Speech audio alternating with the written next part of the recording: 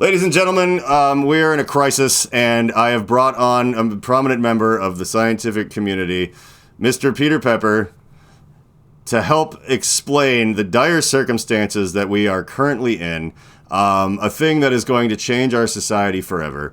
Apparently, just recently, in real time this is unfolding, as a matter of fact, a submarine full of tourists disappeared around the Titanic, and I've been getting reports that it's because of ghosts. I don't know if I can believe those reports or not, because I think that they were possibly made up by a super intelligent computer system of some kind.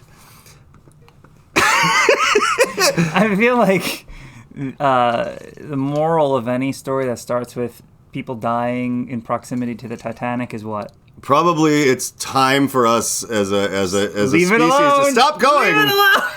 Because, yeah, as everybody knows, the Titanic sank in the Bermuda Triangle sometime in the 1970s, and it's been a long-standing, it was like airplanes crash, the number of Bigfoot sightings there are at least double as they are in the Pacific Northwest. And people would see, like according to Unsolved Mysteries, they're like the water would like be changing shape, and I don't even know what that means. That is so cool. They might have meant the wave patterns. They might have meant it turned into a big foot. That's how it's like, large foot. Because you're like, where? Yeah.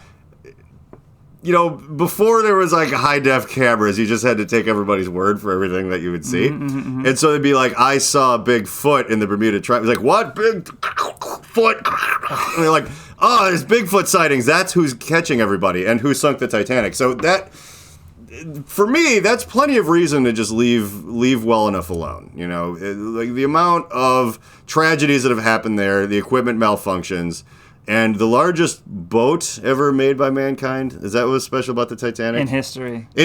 Yeah, ever.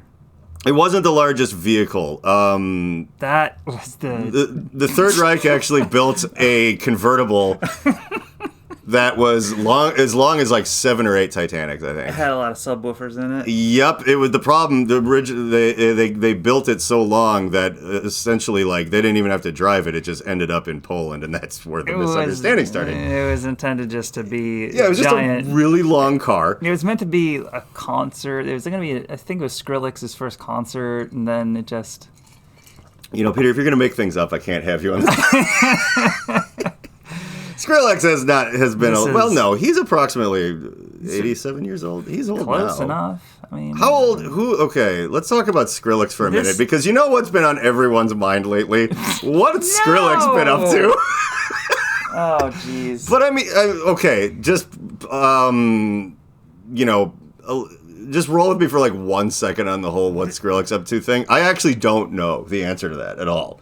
Like, I don't know. I assume he's, like, producing other people. Okay, the last time I saw him, he was in that music video for the fucking Suicide Squad thing, and they're like Purple Lamborghini, Jared Leto, Joker Creepin', or whatever. Yeah. Rick Ross, man, that was a good track. Yeah, that track was way better than the movie, like, by a lot. Yes. Bow, bow, bow, bow, bow. Yeah, and, like, I love the idea of, at that point, that song was like extremely gangster, like Skrillex plus like the right kind of rap.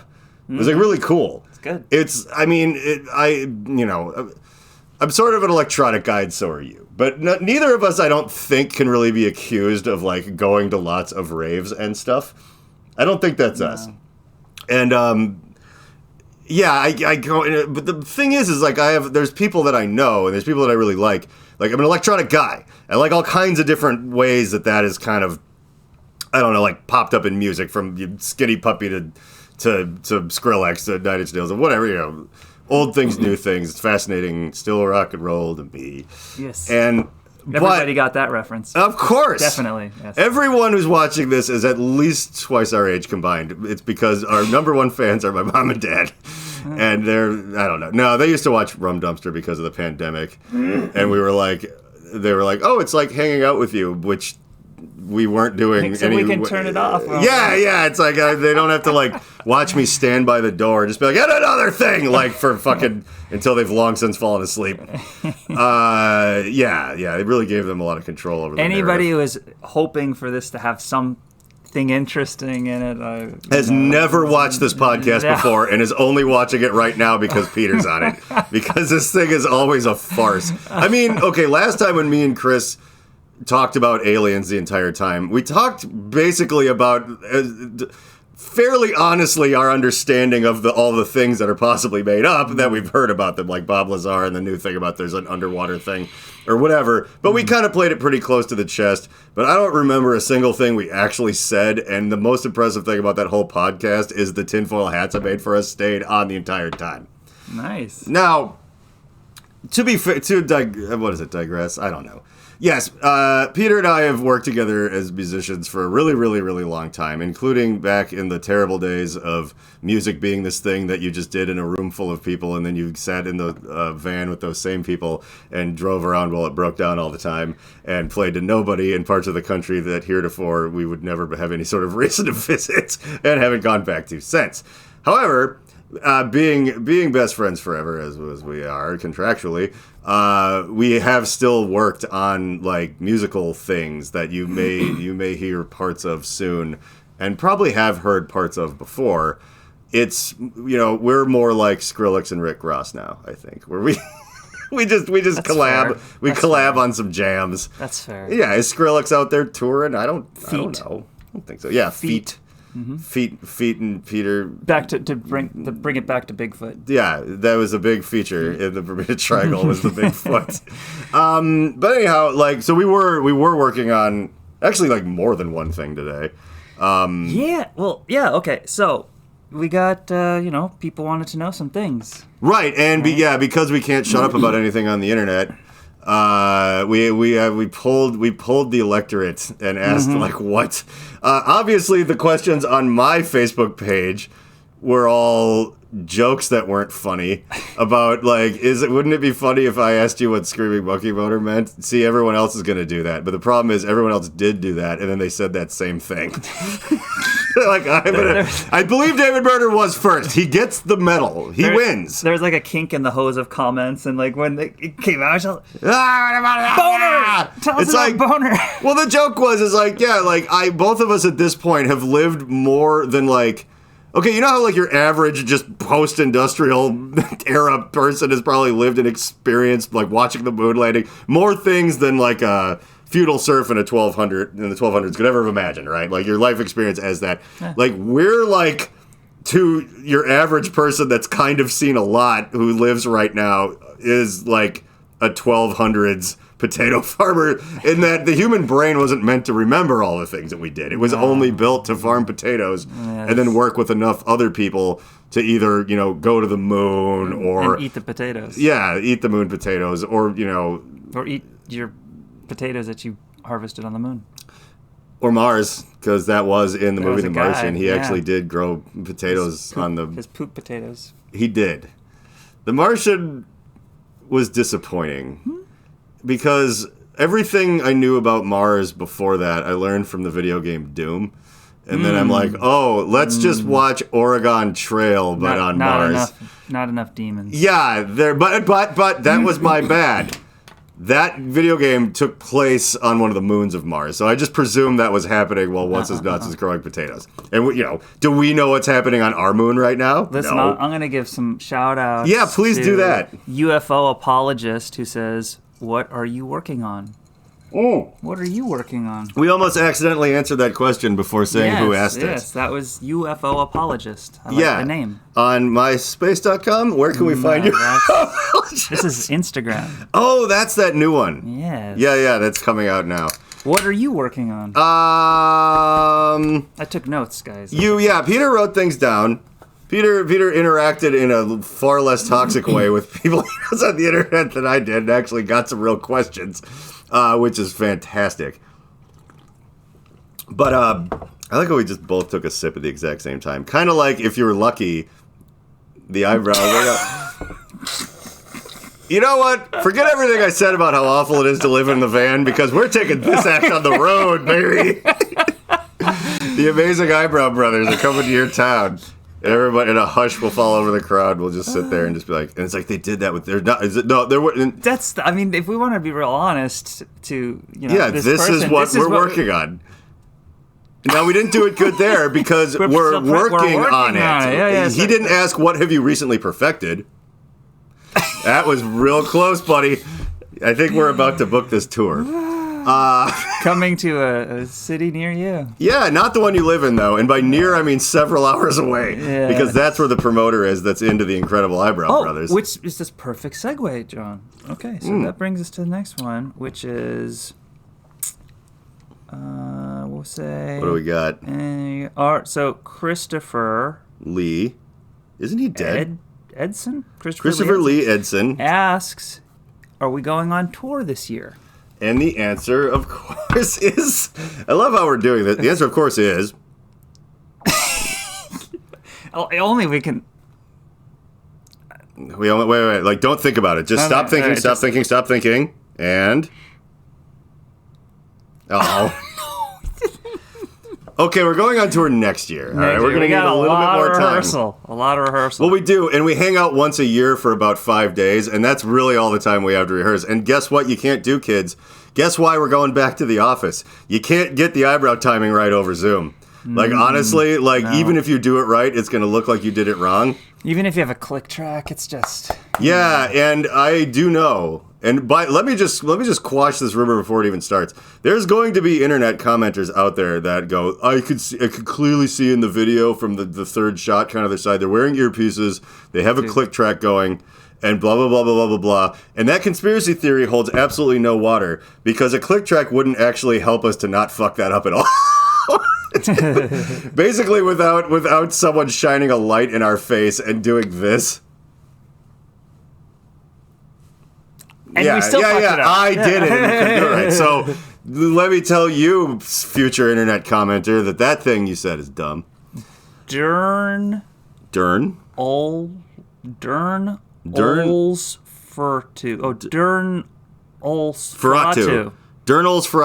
Dernolsferatu. Son of Nos. What have you been watching? What have you been watching? What have I been? Well, I've been watching old episodes of It's Always Sunny in Philadelphia because they put new ones out. And there are only a few of them at a time, though, so I watched 2 of them, and I go, well, I'm not getting off the couch. And furthermore, I'm not thinking of a different TV show to watch. So you know what? I'm just going to go back. But, I will say, though, let's circle back to the what am I working on question. Here's one where you can help me, actually. And we're actually going to solve a real problem that I made up, but it's real. So Chris Massimore, who was my co-host last time and who I work with at the wacky Wally Wonka's Weed Factory, he enjoys all the things that I do, and a lot of things that probably Peter does, particularly like TV-wise. All of the same silliness, all of the same absurdist comedy. Like, he was. I don't think he was watching Tim and Eric as it came out the way we did, but definitely he, highly approves. He's from that stock. And so, but he has never seen not one episode of It's Always Sunny in Philadelphia. It always goes, I want to watch it, and everyone tells me I would love it, and I believe all of those people, because there's people like his wife and me and, everybody. And so he's like, yeah, I obviously would think it's funny, but I don't know where to start. And I'm like, that's true, because you could start at the very beginning, but let's say that it's a pet project of mine to make sure. I want to nuke the site from orbit. It's the only way to be sure. Nuke the site from orbit? Oh, it's in the movie Aliens, James Cameron, the sequel to Alien. You're gonna hate me. I've never seen it. Well, there is. Now we're not best friends. No, it's okay because Chris and I are best friends. And now there's 16 seasons of Aliens, and after we figure out Chris's thing, I'll figure out the best episode of Aliens and start you on. There you go. Yeah. Well, I have to do this then. So in the movie Aliens, it's the second time that they. Have you seen the first one? No. It's very good. The whole Giger thing. It's good. No, it's a horror movie. Giger. I'm familiar with the whole aesthetic, all the things. Yeah. It's a lot of fun. But the second one, time has gone by, and the problem is spread to a planet that has colonists on it or something like that. It's in the future. They're in space, you see. And so they go, this time the lady is like, Sigourney Weaver is like, no, I've seen these things before, like the high level, the government and one business left are basically a singular entity called Weyland-Yutani now. They refer to him as Such a the foreign company. concept. Yeah, that's not about to happen here in like 3 years. So they kind of don't believe her, but then some weird stuff happens, and they're like, okay, but so you have to go with us so you can help us figure it out. And she's like, I really don't want to go anywhere near those things again. But then she's like, oh, they're going to fuck it up, and they're going to end up spreading all over the place. She's like, okay, fine. And the guy, Paul Reiser, convinces her to go, and he's a company man.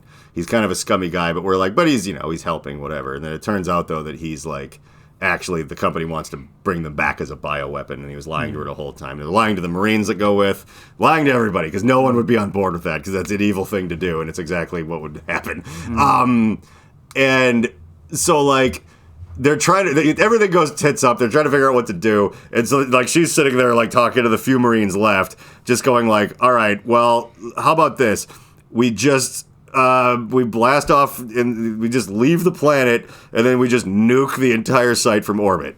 It's the only way to be sure. And then it was a really funny callback later. Be like, well, we're gonna just pay, because Paul Reiser wants to keep some. He's like, we're just gonna pave over the entire thing. I mean, come on. It's like I mean, we should at least understand what we're he's trying to like make an excuse why he wants to keep it, or whatever. And then like one of the guys is kind of like, it's the only way to be sure, like echoing her statement in a very progressive board meeting where instead of talking over her and silencing her, he goes like, it's the only way to be sure. And and so like I say that a lot whenever I'm being very like excessively heavy and decisive with things. I'm like, we're just gonna fucking pull the plug on the whole goddamn thing. It's the only way to be sure. It's just a running goof. And to wit, to make sure that Chris doesn't decide after a few episodes that maybe it's a little bit boring because he started on the very first couple, which it is pretty funny from the drop, I will admit. But it's in, it was cheaper. It's like it was a... You don't want to start with episode 1. No, and you don't almost with anything. And like, so I was walking back trying to figure out what... it's like there's my favorite episodes, like the one where Charlie passes inspection because of him and whatever. That one's great. The one told from like Frank's point of view is hilarious. But all of these, the gang beats Boggs. Another one of my absolute favorites. They're on the airplane trying to drink more beer than Wade Boggs, and like, she keeps thinking he's Boss Hogg from the Dukes of Hazzard. I don't know. It's funny for me. Well, exactly. And see, all of those ones have a problem though, where they're all weird spins on the normal thing. You don't want to start with like, oh, you see what Danny DeVito sees, and this one's on like an airplane. They're not even in the bar. There's a scheme. Kitten Mittens.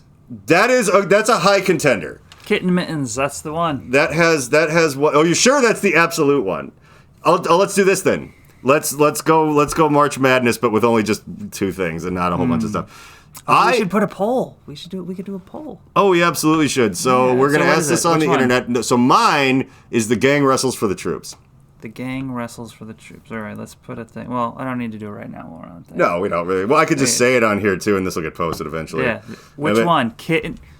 Kitten Mittens? Right? Or the gang wrestles for the troops.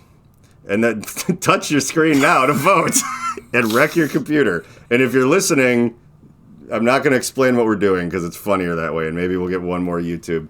Now, if you keep doing that, I'm going to think you're doing the thing where I'm telling a secret I shouldn't. You don't play with the bat signal, Peter. Oh, there you look there. Oh, now it's updating. Look at what you didn't. What did I didn't do? I don't know. But let's pretend I'm going to care about this later. I definitely won't. I'll be like Adobe. I don't care about that. Well, that went further. Okay, but anyway, all right. But here's with the reasoning. Let's give the reasoning. Hold on, you took us on a 10-minute story about aliens or something. What are we? Yeah. Are we on? No, we're on Always Sunny now. Okay, yeah. Let's finish this one. That's what we're doing. Yeah, okay, we're gonna. Peter, we finish what we start on this podcast. Come on. But I just think the gang wrestles for the troops has really great cricket stuff. Really great it's like a scheme in the bar. It's got some of like Frank's better nonsense. Like I like it when he's like the financier of all of their bullshit or whatever. Like I love that about him, but it kind of doesn't really like come up in the wrestling one. He just wants to be a wrestling character called the Trash Man. So here's what I do: I come in and I start eating trash, and then he immediately starts throwing up everywhere and like fucking. So Charlie and Mac dress up they're like eagle men, or they have like drawn on abs and they look like chickens, and that's their wrestling thing.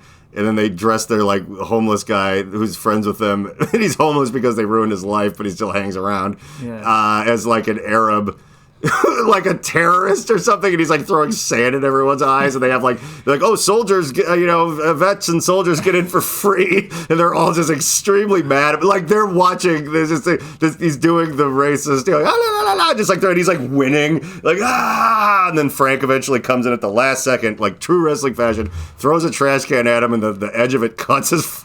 Spoiler alert. Yeah, it doesn't matter because Chris isn't going to watch this. He doesn't watch the ones that he's in. So I'm not really going to ruin it for him or anything. Also, I don't know if you could. I could probably sit and recite the entire episode and then it would still be funnier to go watch it. Isn't that what trailers are nowadays? Yes. The trailer is the entire It's at least movie. Everything that's funny or interesting or whatever. And oftentimes it's just the entire, like, girl. And then this happens. Heartbroken. Finds man. Complication, resolution, find out what was in between. Yeah, there's a few things that sort of happen, and maybe a side character or two that you don't see for more than a second in the trailer, but you'll see more of them. You know what happened? Movie trailers have done the exact opposite that news articles have done. News articles are now... they traded places. They traded places, yeah. Like in... that movie, Tron. Places. Oh, right, yeah. No, he goes into the computer and he's like a clickbait thing. I don't remember what happens in that, actually. I didn't watch it. Yeah. I've never seen that one either. I think my dad had a VHS tape that he recorded it off a TV once, and then there was like an episode of Full House in the middle of it, but I got the gist. I mean... Whatever. There's a guy, there's a computer. They had a few thing. laughs. Yeah, the girl from Full House got a new VCR that had a sex cult on it run by a comedy host. Or whatever I read in that book that I really read. That's a strange book. But, okay, right. So that movie Trading Places, we need to get Chris to watch it. No, wait, what are we talking about? The movie! No, this is funny. The movie trailer, yeah. Movie trailers and news article things. Because clickbait is just like, this happened? What? And it's not really about what it's about or whatever. It's like a trick. Yeah, well, it's like, so a news article will be something to the effect of, this boy graduated college in 3 weeks and you won't believe how. Yeah. And you're like, wow, and then...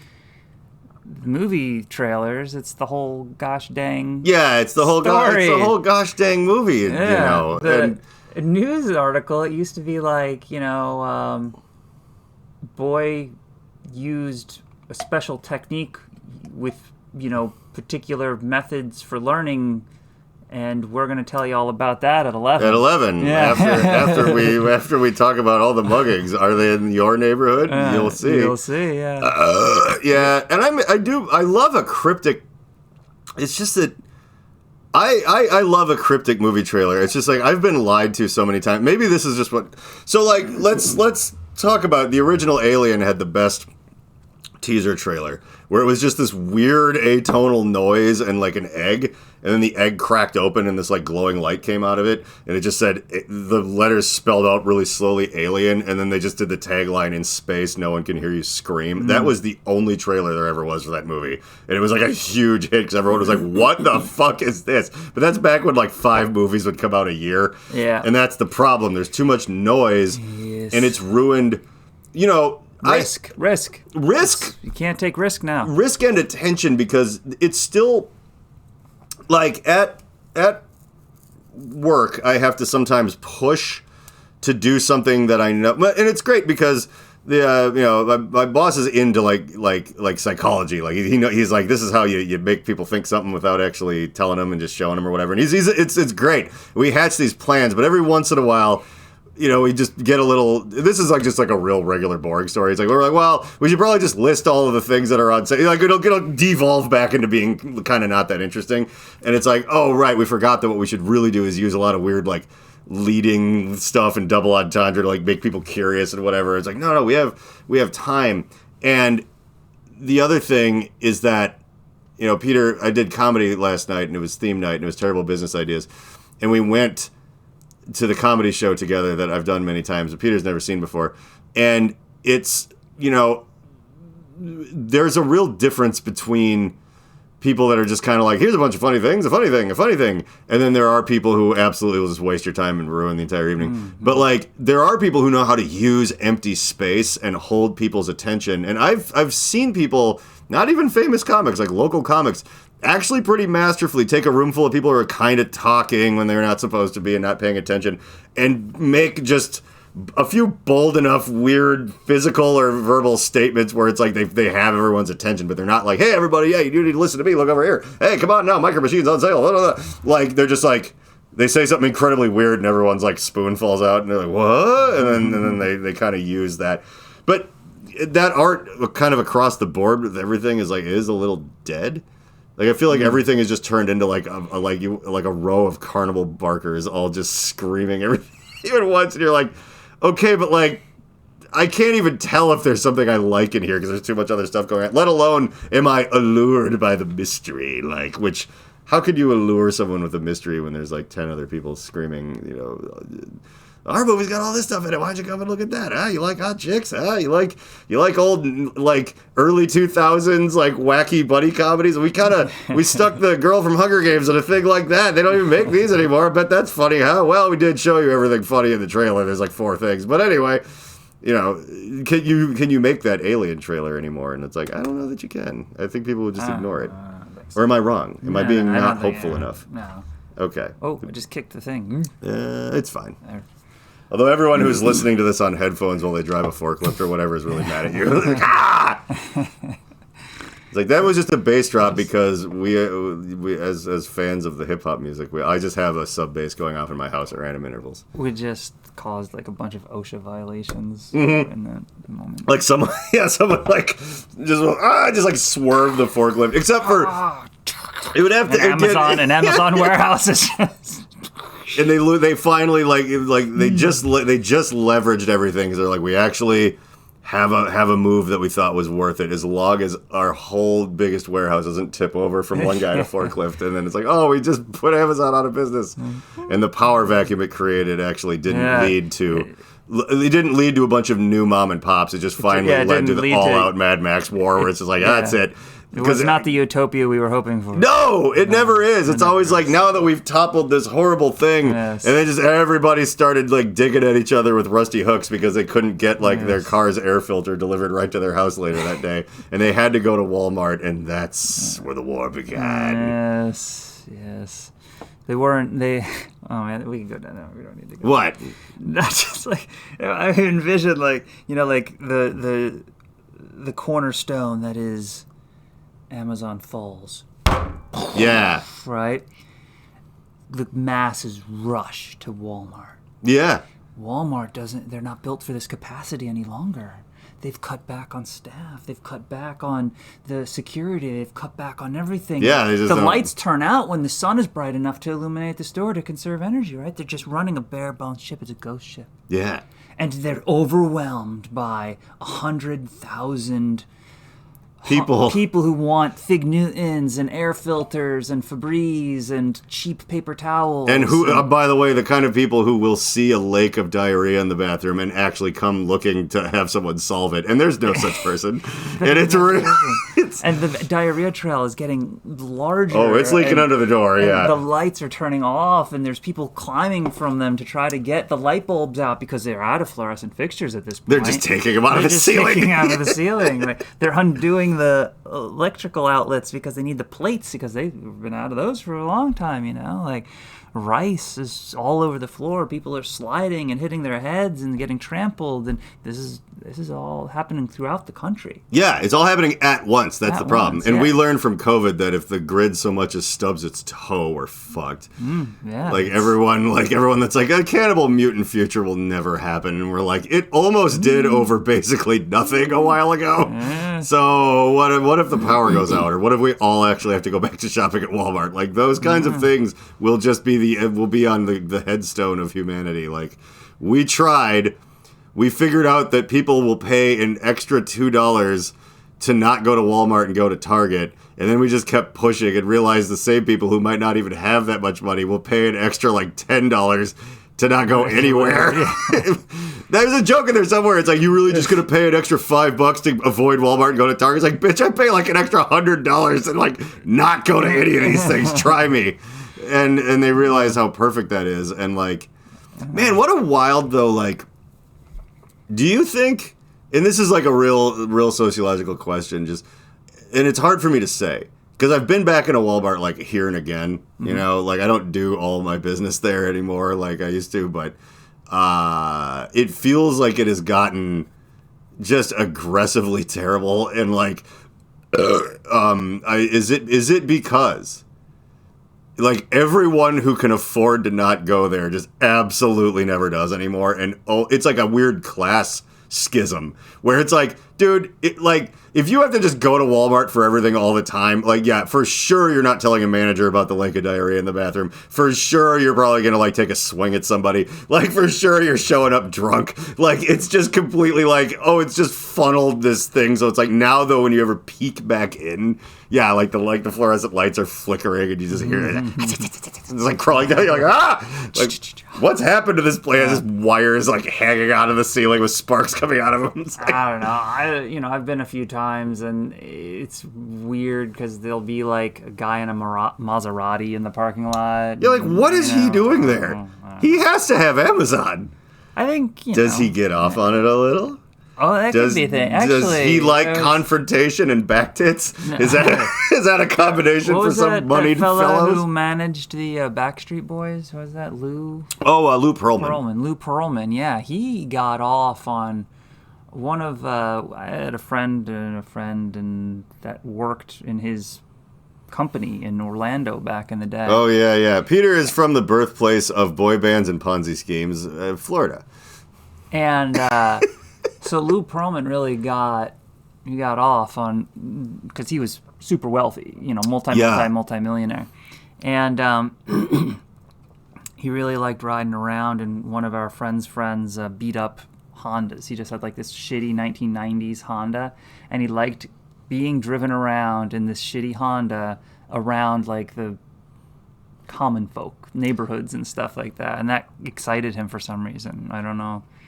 I guess because it's like, did he come from, was he continuing a lot of wealth, or did he like, so it could be two things, right? Either he's remembering, right? And maybe it's almost not a fetish, because sometimes it is like Alexis and I'll come downstairs and go over into where we like store the toilet paper, and it's like in an area that's not doubling as anything else. It's like, well, here's where we have the paper products down in the corner over here. And it's like, I didn't trip over 5 roommates on the way and they all used it up already. And I have to, sometimes I get annoyed with things and then I'm like, remember how it was not that long ago? And it's like, ooh, we should go to like a bunk basement house party and then remember how great it is just to have our own house with only the two of us running around in it. Yeah. Like, it could be that, you got to remember. You got to remember where you came from. Or it's just a fucking freak show because he never came from there at all and he kind of came from an upper middle class Kid Rock upbringing and just got even more rich or whatever. But he's like, I've never seen people that just don't wear shoes outside. It's like amazing to him or whatever. Yeah, we're getting more. Oh, we got to answer these questions. I hope they're about Lou Pearlman because this is interesting to me. What do they say? We can go to the other questions. Okay. Oh, I thought we went through all the ones on there. No, we got more questions. I wasn't paying attention. Oh, hey. So toilet. Wait, hold on. Let's put a cap on that thing. I don't know if he came from money or not. I think not, but I'm also not certain. If anybody knows, let us know. Yeah. And leave a comment in this web zone and I'll send you a pizza roll. No, I can definitely. Yeah, that makes sense. I don't know, I came from kind of an economically depressed area, and going back there's a strange bit of comfort to it. So. There's something, and it's like, also I was like, my arc hasn't quite been that far, and I'm like, well, it doesn't feel that wild, but actually, yeah, the way I used to live compared to now is like pretty drastic. If it had happened in less years, it'd actually been pretty wild. But it just feels like, well, you were there the whole time. So to you, it just seems normal, like whatever. But like, hey, when you're 42, nobody gets to like call you out for like doing a little bit better. You're all still 22. You'll be fine. You'll just, you know what? Trust me. If you don't die, big if, you'll probably be okay. And that's John's motivational speech for today. All right. So yeah, Lou Pearlman, still a weirdo. Is he dead? I mean, that guy was fucked up. He seemed like he did not take the best care of himself. No, and this was also there's all that very long time ago. He supposedly did bad things and whatever. Oh yeah, no, you have to be some kind of weird pervert to go like, I'm gonna manage like a young boy band or whatever. I mean, I just wrote the music. Someone else managed them, and he wasn't that much of a pervert, and neither am I. We know that. Everyone knows that. So, Toilet Exploder says... Toilet Exploder. I thought it said Explorer for a second, and I'm like, either one of these is equally as whatever it is. Good. Yeah, I like it. Good. Yeah. You can't go wrong. Toilet Exploder says, what is your favorite place to go? What's your favorite place to go? Man... Okay, for one, it's throwing me because, like, he's the toilet exploder, so does he mean your favorite place to go? Oh. Because mine is outside. Outside. I like to pee where there's not a toilet, but also you can't really miss the outdoors. You know what I mean? You're like, you just go. You were the one that taught me that if you're outside and you don't want, in broad daylight, and you don't want people to see you that you're peeing, because it's a felony or whatever, like, all you have to do is walk while you do it, and then nobody can tell what's happening. And it's weird, because it's true. I saw you do that one time, and I was like, I barely could tell that you're peeing all over everywhere while you're walking. Who walks and pees? So I didn't call the police, I was like, and then later you're like, I was peeing the whole time. I'm like, well, I saw it, but it was like I didn't. I just didn't know what to do. And so I've done it myself now. Except for I'm pretty bad at it. I mostly get pee all over my pants. And luckily I made an invention about that. But if you didn't go to comedy last night, you missed it. Why pee your own pants, though, Yeah, that was a good one. Thank you. The pee pocket, patent pending. The pee pocket. Yeah. My favorite place was my favorite place. To go, I agree with John. Peeing outside is the best place to pee. It's so I pee in the backyard so much when I don't natural. have to because I have a backyard. Sunny, something primal to it. It's very primal. And it's casual. Yes, you're not sitting there going, I hope I don't pee all over the wall behind the toilet. It's not, it's less ceremonious. There's too much ceremony. There's too much pomp and circumstance in using the bathroom. I have always been saying this. Can we please take the stuffed shirt out of the bathroom experience? We don't need it. Unbutton the button, guys. It's going to be okay. Now, I know the bathroom is the place of powdered wigs and manners and people stroking their beards and clucking their tongues and saying, what's to be done with this John Wheeler? Yes. They don't appreciate my cocky strides and my musky odors, but the so-called city fathers can take a back seat, and while we make the bathroom the dirty, slimy, easy breezy place it was always meant to be. Yes. We're clipping this and putting it on something. Yeah. or pee outside if you feel like it. Right. That's how you get back at Big Bathroom. Yeah. Big Bathroom doesn't want you to know that there's an outside. No, they have lobbied and they've made $1 billion business out of urinal cakes and other forms of seafoam green colored tiles. They have made $1 billion business out of urine. Urine for a treat. Oh my god. This is informative more than it is anything else, I think. I don't think many people knew about Big Bathroom. No. We're taking them to task with this. You know what? You hear it here first, folks. Peter, as rabble-rousing, sort of, anti-establishment, people who live on the fringes of society and really gain nothing from it at all, so we're just here to burn it all down. It is our job to really dismantle the Big Bathroom stranglehold on society. Big Bathroom. And... a lot of things, this might be something that, again, that's why you always want to have friends in lots of places. You know who was behind Kennedy, right? The toilet? Big Bathroom. Yeah. Do you mean propping him up or the people who shot him? Taking him down. You know what? I think Big Bathroom both installed and assassinated Kennedy, and the whole thing was one big dog and pony show. Texas businessmen. Yep, to make us forget about the moon. Yep. Damn. All right, well... You've heard it here first, folks. Yep, this is important. Important. Important stuff. Hashtag. You know what, Peter? Hashtag big bathroom. Hashtag assassins. Yep. Hashtag JFK was not real. JFK landed on the moon. Yep. That's where they put him. Well, there's no moon. That's true. I do. It's a projector. It's really just a bat signal. You've just mistaken the moon for the Yeah, bat the signal. moon is actually, it's just there. We've lost touch with the biological part of being human. There's natural rhythms in the world, and the moon is just, it's there. It's a projection. I don't know if you ever noticed this, but you know how some people are like, I think it's a full moon, and then other people are like, no, it isn't. It's like not all the way full yet. It's like because we all see it differently. It's custom made, and it's based off of your man cycles. Women can't see the moon at all because they know what time of year it is just by their periods. We don't have those. That explains a lot. So we have to have a visual, and men are very visual, as you know. Yes. So we need a cue up in the sky because, again, we're going to miss a subtle hint. That's just how we are, everybody. So it's, the moon is actually just sort of a bat signal that tells you, hey, man, like right around this time of the month, it's like you get a little cranky. It's a crescent moon, and you're like, why do I look at that thing and get so angry? Well, just we've lost touch. Like the grandparents don't raise the whole family. But the wisdom doesn't get passed down. There used to be a moon, though. Well, there was a moon. The fake moon that we all see to monitor our man periods is, very much. It's like no one was smart enough just to make up the moon. It's based off the old moon. It's based off the original moon, but the thing was that they mined it all to make urinal cakes, and so now they just started projecting it. Yep, big bathroom, strip mine the moon. Big bathroom. Just once again, here's. Can I just share something with you? My hope and prayer with this particular having you on the podcast was to recreate sort of the feverish nightmare of being up way too late on tour, and for the first about 35 minutes of this, I was real afraid that wasn't going to happen. But now that we've really blown the lid off Big Ben, and part of the seat's missing too. Yes. I mean, well,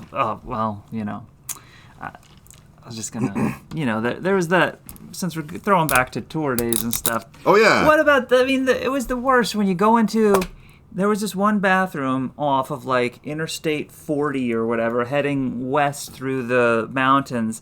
And, it was like the only bathroom within like whatever, 100 miles or something. And it was just an outhouse. Yeah, it's like an outhouse. And you get in there and you're like, you think, you've just been in the car, you've been in the van forever, and you're going into this. It's going to be gnarly, but it's also like your only opportunity. Yeah, you got to take advantage of that. And Big Bathroom has made it that way, so you don't have a choice. So you go into the thing and you sit down on the thing and you're going to do your thing. And what happens? The seat is not attached to anything, and you almost it slides like this, and you almost guillotine off your private parts. Yes. No. And then they would fall into all that blue stuff, and that'd be really gross. Oh my gosh! And have you ever noticed on those old timey outhouses, of which this was one, what symbol is on the door? A crescent moon. The thing you see right, Big Bathroom. This goes deep. This is deep, guys. The sign is everywhere. The signs are everywhere. It's just, are you asleep? Are you asleep? Yeah, wake up, Sleeple. Wake up! Why don't we say Sleeple? That would have been so much funnier. Also, gosh. I love that everyone was always like, wake up, and then everybody went, we got woke, and they're like, don't go back to sleep. Yeah, like, no, never mind, don't do that. We just meant start believing that cell phone towers are giving you cancer. Like, that's what we wanted. Start believing the things we were saying, not what they were saying. Don't pay attention to anything that's happening. We just need you to know that the earth is flat. All right, so then... Which it is. Shouty with a Foudy likes the hot dog picture. Me too. Now, what is that? And when I say that, I'm asking for the audience. And I'd like you to describe it. In words? Oh, don't... For one, I want you to, how old does that picture look? Oh, you want me... Okay, yeah, so that picture is from about 2009, and it is of me... Yeah, 8, 9... What? When did the... Well, 2008 didn't happen, so it was either 7 or 9. Yeah, that's... That's a whole other thing. I know, and we're like getting up to like 44 minutes here. Oh, yeah. And in like 6 minutes, I'm going to have to read a page out of Dear Asshole. And I'll explain that since this is your first time. The picture, 2000, I guess it was... No, it's probably like 2007. It was after the Friendship Forever tour. Oh, yeah. And it was probably shortly after we did the photo shoot for I Don't Think You Really Mean It, Rabid. That EP. Yeah, that, like the redo of that. And that had the big long picture inside. It was like a panoramic shot. Yeah. I just remember that. Yeah, because it looked cool. And so I have that blonde mop, and I think I'm at the beach, and I'm wearing like these giant sunglasses, and I'm stuffing like a foot-long hot dog into my mouth. Wait, remember when we were all at the beach? Yeah, you might have been there. And our old merch guy, Scode, was hunting seagulls because he was going to try to eat one. Cook one. Yeah, to bring the barbecue. When we were on tour, we would bring the barbecue with us sometimes, and we had a day off we were in St. Pete. Yeah. And we had a day off in St. Pete. We went to Treasure Island. We had the Treasure Island drum circle going. We did. And we had a barbecue, and we had dozens of people, and everybody brought food, and we... It was like... And then we were stuffing hot dogs in our face. Only time I ever got a hand job in the ocean. It was that I think was probably that very day. And Scode never got a seagull. No. Which was surprising and disappointing. He actually came pretty close, too, which is weird. Although, I will say, Scode was a ruthless man. But he had feral qualities. I want to tell you a real thing that happened. And I don't know if I've already told you the story or not. And it's a tellable story. And it's about Scode and a band called Foxy Shazam they were in a place called Chug-a-Lug House, which was in Minnesota. And still somehow or another, this is a tellable story. But Scode, so SMB had this merch guy who had like a green mullet and handlebar mustache and was like barely... His MySpace picture for like 3 years in a row was a picture of his own hairy butt. It just had "sexy scumbag" written on it in Sharpie. And that you could just do that back then and you wouldn't get your thing taken away like now. Now the internet sucks, but it used to be fun. Anyway, speaking of his hairy butt... He got so drunk, and I don't know what else, that he was biting this really happened. He was biting people's feet, and he was biting the piano player Sky from Foxy Shazam's feet. And he was like actually biting him. He was like, ow, ow, like picking his feet up. He's like, I really would like it if you would stop biting my feet. That's the opposite of not biting my feet. And just like kicking at him, and he was trying to bite him or whatever. And then he got a hold of a belt. Oh, he was completely naked at this point, and he was like covered in like mustard and crap. I don't know what happened. And he was like trying to hit people with the belt, and our buddy Jake Kirkman like grabbed the belt away from him. Like it was like Mr. Miyagi teaching someone something. He was like whoosh, like a cobra, just got it out of his hand. He just like maintained dad eye contact while he sat down with the belt, and he didn't have it anymore. But the funny part is. Also, I ended up whipping Scode with the belt too because he wouldn't stop. I think he was biting someone else's feet at a point, and I like took the belt from Jake, like had it doubled up, and he was like crawling on the floor, like just, like almost drawing blood. It's like, stop biting people's feet! And I just took it, like I got him right above the ass crack in the lower back. So everything I had, like and then like. A couple of our friends brought him like upstairs to try to calm him down. And they're like, okay, that's enough. He's like, oh, like, yeah, you've had, whatever. We're going to bring you upstairs, calm you down. And it was like quiet for like 45 minutes. Like there was like no more of that. I almost forgot it was going on. And then it was like the most cinematic thing that I've ever really experienced in my real life. I just heard, and not jokingly, filled with real dismay, oh no, he's loose. And then I just heard, still naked and just like run around. He was just like knocking like cups and dishes off of things and just like punched the door and like ran outside and like he went into the street and a couple of people had to go get him so that we didn't get the cops called because it was just in like a neighborhood, not a rundown one either. Like our friend was like a homeowner, very young somehow or another. He made some of the right calls and the cops always thought it was like. They'd be like, can we speak to the owner, or do we have to call him? And just Gravy would come out, just like eyes like this on acid, like I'm the owner. What? Like, oh, you're Matthew Graves? He's like, mm-hmm. Like, oh, okay. There's a lot of naked people in the street, and could you please? And all of a sudden the tone changed, and like, yeah. That is the story of him biting everyone in Foxy Shazam and getting whipped with a belt by me, subdued, and then later escaping out into the wilds of West St. Paul. Never to be seen again. And then, he eventually did disappear.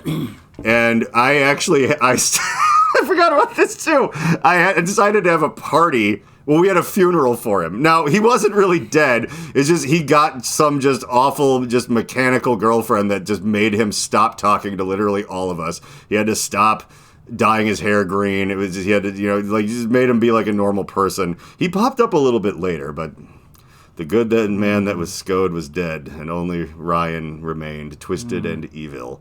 But in the meantime, which was like a decade, I think, I found like a picture of him, and I think Turf helped me like blow it up into like a big picture. Like there's just this picture where his hair looked like it was electrocuted, and he was just like, he looked like his eyes were like Don Vito. He's like, like that. And we put it on an easel with like a black wreath, and we had like a burial at sea. Like he never returned. We got like really drunk, and we all got up and said things. And like, I really wish it was in the, this is probably like the 2008 that didn't 9 whatever. Like there was just no way to like live. There was no TikTok. What were we gonna do? But it would have been so great to like live stream our friend's burial at sea party that I decided we needed to have. All right, let's consult, see if there's any more questions here. Okay, and if we'll get through those, and then I'll read you a page out of Dear Asshole. All right. Esoteric Slice says, I saw you in all those videos, all of them. All of them. All of them. Well, there's a lot of videos. Yeah. Do you follow roller derby at all? Says Aussie roller derby.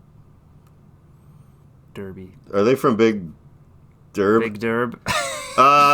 SMB once played at a roller derby match, and I got really excited because in my mind it was going to be the Lunchbox video for Marilyn Manson exactly somehow. And in reality, it was us playing in the lobby of a skating rink and getting yelled at for saying everything I was saying in between songs. Did you get a hot dog, though? I think I got some of those nachos that had like the radioactive goo on them or whatever. Yeah. And have you ever, speaking of Big Bathroom, I want to bring this up. All in my life, I've gone to a lot of public places and seen some very big turds that no one has flushed, right? Like weird things where I'm like, this can't have come out of a person or whatever. Like, a bear maybe. I've never, and this wasn't once, just across the board, all the times we would get like, oh, you were good at school, we're going to go to the skating rink or whatever. It's like, I've never seen longer poops in anywhere else but in a skating rink toilet. Like, it was like a... You know why? Like a cobra in a basket in India. You know why? Is it because you eat the nacho cheese and go in circles and it turns it into like a twister? The motion of your hips is just working it out. Oh, it's all in the hips. In the hips. You're just kind of so like... going around the ring. Yeah, and it's like kind of melding it into one it's just big pushing it down. slithery brown snake and it just comes out. Yeah, okay. So that's what it is. Science. You're right. And also, you're on skates, so you're up all high, so there's more gravity. And then it comes out harder and all in one at once. Okay. Yeah. Okay. Yeah, so... you know what? We figured that out. Yeah. Okay. It's been a long time. Solved. Yeah, Solving this was things been today. bugging me since I've been 8 years old. So now, now we know. Land on your mom. Oh, that's Landon from Texas. We like Landon. And then that was Esoteric Size. That's Maria who saw the videos. But so Landon, your mom, who's from Texas, he's a good dude. We cooked breakfast together back in like 2000 and... That was probably 6, 5, or 6. Yeah. I don't know, 7, 6, 7. Yeah, 2006 happened. He says, how do you two stay so handsome? Aw. Oh, that's so nice. How do you stay handsome? I looked like I was 42 years old when I was 19, and I never turned back. There you go. Nice. That's my trick. How about you, Peter? I think I've just looked the same. I don't know. Chalk it up to water. I drink a lot of water, guys. Peter does drink your water. He does stay hydrated. Now, I haven't had any water since like 1985, and you know what? It is. I think I am going to start now that I'm getting a little older. I think I'm going to go back to it. Yeah, water is good to revisit it every now and again. You know? Yeah. Someone. Oh wait, did we already do what have you been watching? We did that. Yeah, one. we did that. Yeah. So those were the new ones. Okay, well that's okay because now it is. 54 minutes in, and I try to hang off until the last 10 minutes to read a page out of Dear Asshole. All right. And so I've been doing this. I kind of stole, obviously you were there, the Monday night comedy show of like reading a page of a thing every time. However, this Christmas, my parents got me this book. It's like a weird they got me a couple of nice things. My parents are nice older people and all, and but they got me some like goofy stocking stuffers, and this is one of the most confusing things I've ever gotten. This is called Dear Asshole, 101 Tear Out Letters to the Morons Who Muck Up Your Life by Jillian Madison and Michelle Madison. Now, you haven't been here, but like the theories have piled up amongst Meredith and I and various other guest co-hosts that's definitely not two real people. It's one person, and Chris actually theorized, and for a while we thought we'd figured it out.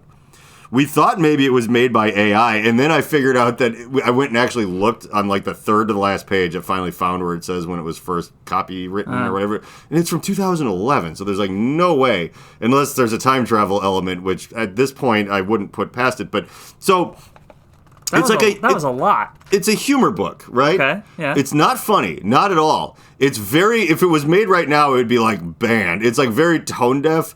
Like they're like, Dear Asshole who like. Yeah, Dear Asshole who bagged my groceries. The eggs go on the top, stupid. I'm like, that's what we're... No. Okay, so it's unbelievable. And I'm not making that up. No finesse. It's just... Oh, and the very first thing was like racist. It was like, Dear Asshole server at this restaurant. It's like, I know that the dishwasher has dreadlocks, but do you have to be sitting at his lap during... I mean, it was like... Oh my gosh. Yeah. Like, it's really bad. Once or twice, it's kind of funny... But also, like, okay, I want to read this to you. Just this is where Chris's AI theory came from. And it was sound until we figured out it was unlikely. So Jillian and Michelle Madison, we've written some bios for our bands and stuff in our day. So just, Guilty. You tell me how made up this and nothing this sounds to you. Jillian and Michelle Madison have built a network of well-connected pop culture websites and podcasts, none named, which currently receive over 40 million page views per month and have been featured on thousands of professional sites and blogs. Okay. They live in Connecticut, the birthplace of assholes. That's a little funny, but like, please visit them at www.foodnetworkhumor.com.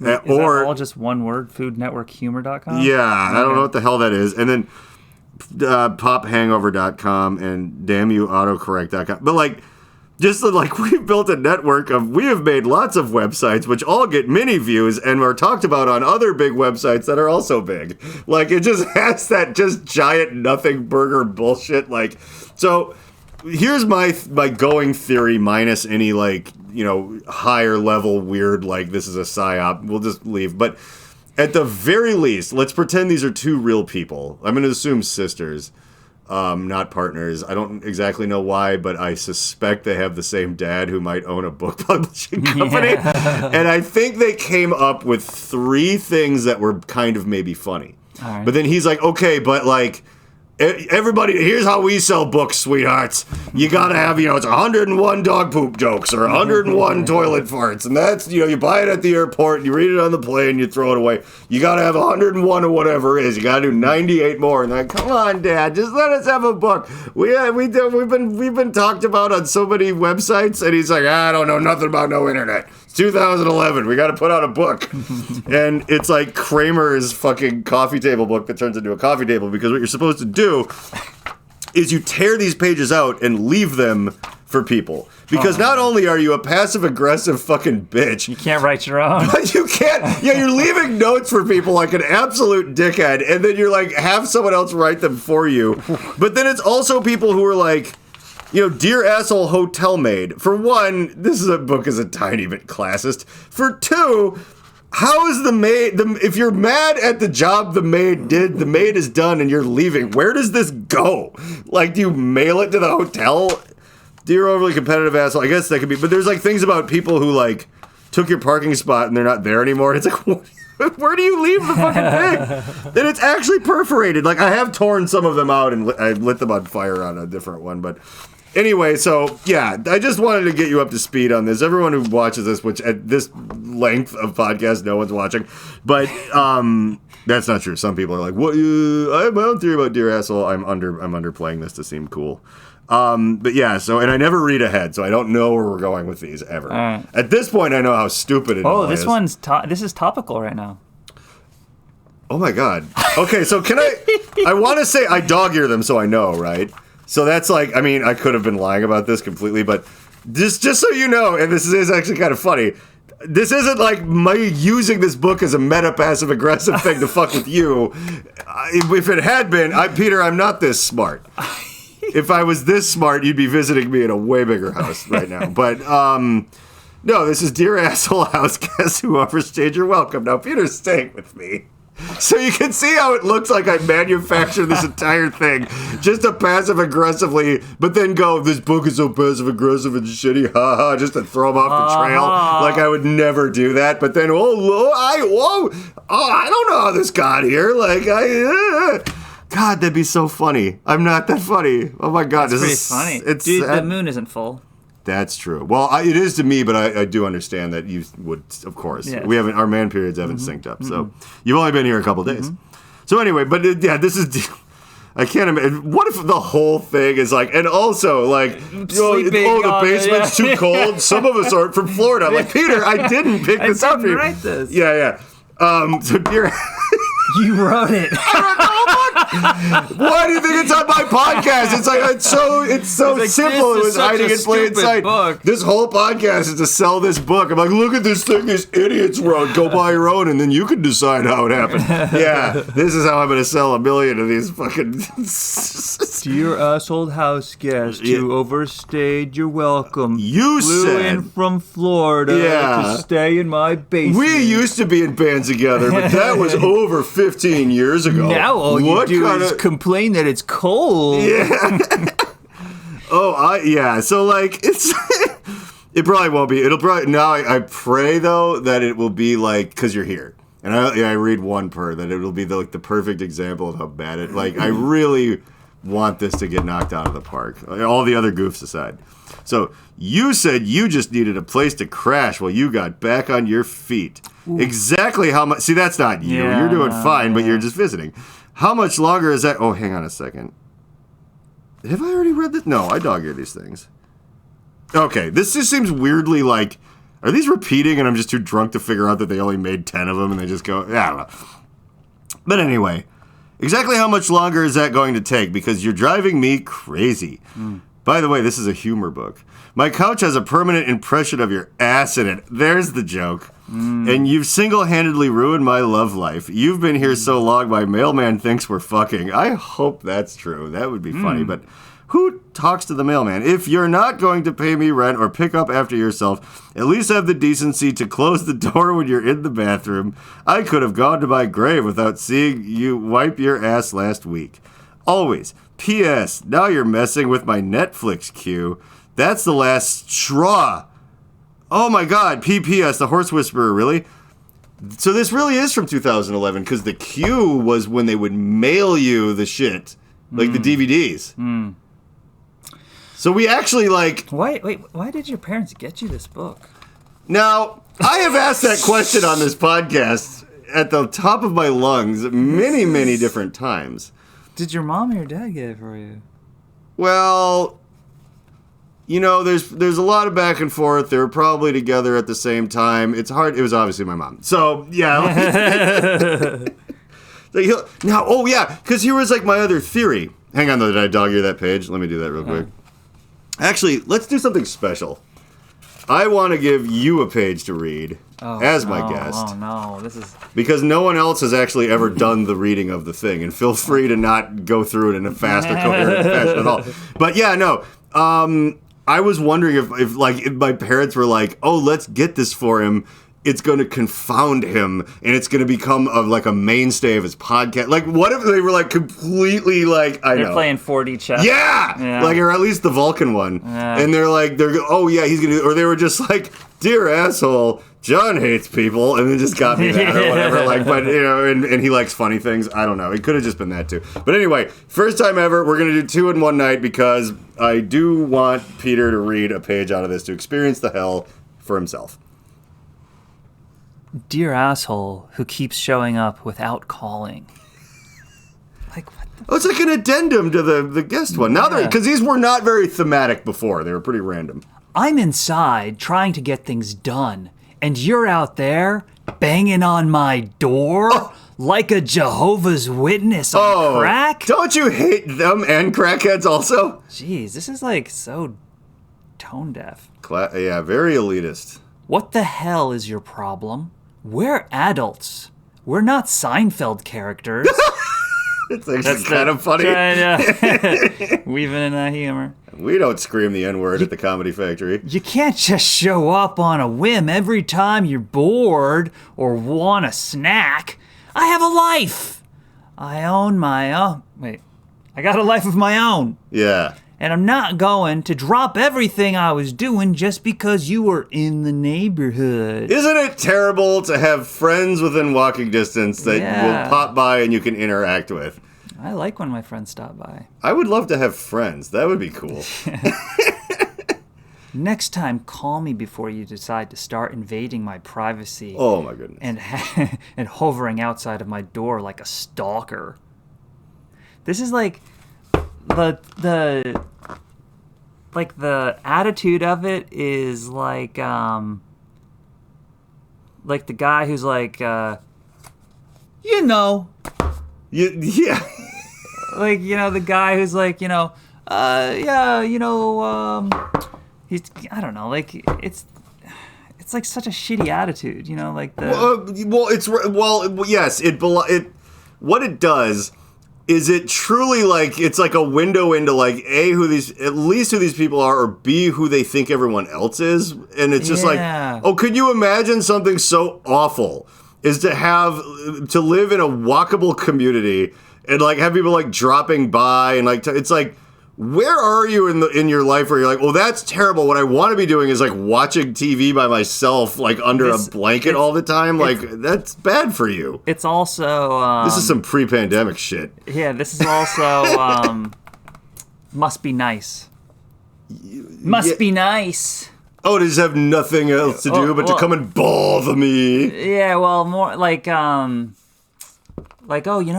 he did really good. He got recognized at that comedy show. He did really good. He got an award. He got an offer to do... Must be nice. Yeah, he got an offer to do thing. Oh, must be nice. Yeah. Must be nice. Like, nobody can have a good thing. Like, oh, they're happy. They came to visit. They were excited to see me.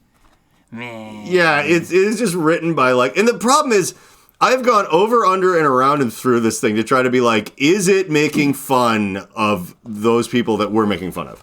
It fucking is not. There are a few things so unequivocally, no, the Karens are right, and somehow or another that's humorous. It's the zinger on it is the PS. Oh. So the PS is, don't bother knocking again, asshole. I'm ignoring you. Or just come right in. Like... Don't know. Yeah. Ooh, and usually, by the way, another piece of tradition is often towards the end of this, I just, like, recklessly throw this book wherever. But I have a drum set over there now. Nya! I hope people could hear that. Anyway, that's a wrap. That right there, yep, that, Peter and I did this whole entire podcast so I could just have a bad book hitting a floor tom, and that's the one thing we needed to wrap up a double album set that we've been working on. Drink water. Drink your water or regular old piss beer because it's... Close to water. It's like fucking in a tent. It's close to water. How does that joke go? I don't know. Sex in a canoe, it's fucking close to water. Well, we're going to workshop that, and next year we'll get back to you. The Reverend John Wheeler podcast takes zero responsibility for the words, actions, or ideas of its host, guests, or listeners. Though the people on the screen may at times be speaking directly to you, and may occasionally give you direct calls to action, neither Reverend John nor the Alchemical Cocktail Lounge are under any moral or legal obligation to answer for the potentially disastrous repercussions that may arise if you are stupid enough to actually follow the orders of a raving lunatic. Think for yourself and do whatever you want, because you're on your own. If anyone ever tries to sue this podcast, black SUVs will converge on your location in the darkness of night and you will never be seen again. Remember to like and subscribe.